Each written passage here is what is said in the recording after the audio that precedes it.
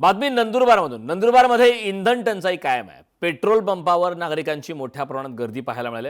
अनेक petrol pump बंद स्थितीत आहेत। इंधनासाठी नागरिकांची आता धावपळ सुरू आहे। अनेक पेट्रोल पंप हे बंद स्थितीमध्ये आहेत। पेट्रोल पंपावर नागरिकांची मोठ्या प्रमाणात गर्दी पाहायला मिळते। नंदुरबारमध्ये इंधन टंचाई काय? डिझेल इंधन टंचाईमुळे फार लोकांना त्रास होत आहे। आता खरीप हंगामाची सुरुवात होत असताना नांगरणी, कोळपणी, आपला शेतीची कामे, वखरणी वगैरे, आता रोटावेटर करणं, सर्व म्हणजे शेतीची कामं आहे, त्यांना डिझेल शिवाय पर्याय नाही। म्हणून डिझेल टंचाईमुळे फार शेतकरी हैराण झालेत आणि रांगा लावायला लागत आहेत। पेट्रोल पंपवाले सुद्धा डिझेल नसल्यामुळे ते सुद्धा 10-20 लिटर प्रत्येकाला देत आहेत। ते बिचारे डिझेल वरूनच येत नसून ते बिचारे काय करतील, म्हणून माझी शासनाला विनंती आहे ती आता पेरणीचा खरीप हंगाम सुरू होत असताना ही जी अडचण आहे ही दूर करायला पाहिजे, एवढी विनंती। बातमी विदर्भातून। अमरावती जिल्हा सामान्य रुग्णालयात उष्माघाताचे 17 रुग्ण उपचार घेत असून त्या वॉर्डमध्ये असलेल्या कूलरमध्ये पाणीच नाही।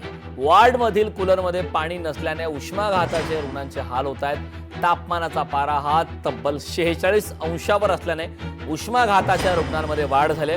अनेक वॉर्डमधील एसी सुद्धा त्या ठिकाणी बंद अवस्थेत आहेत।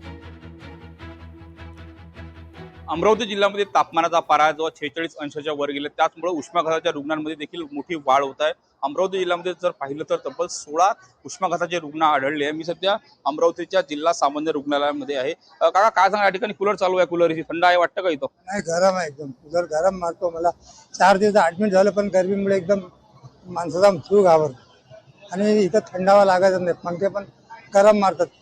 ज्या ठिकाणी कूलिंगची व्यवस्था नाही त्यांना कूलर मोठे मोठे आहेत प्रशासनाने दिलेले, त्यामध्ये पाणी टाकायला या ठिकाणी कर्मचारी नाही, पाणी नाही।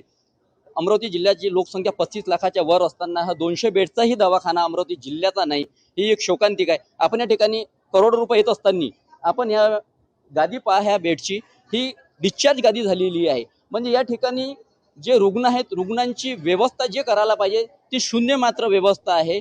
कर्मचारी नसल्यामुळं या ठिकाणी मारठोक होते आणि जे रुग्ण आहेत गरमीमुळे बाहेर झोपायला जातात, त्याच्यामुळे त्यांच्या खिशातले पैसे चोरीला जातात, मोबाईल चोरीला जातात।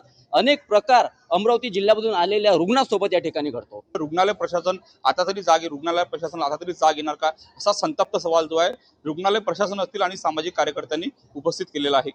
सूरज दहाट, लोकशाही मराठी, अमरावती। लोकशाही मराठी, ऐका, पहा, जागरूक रहा।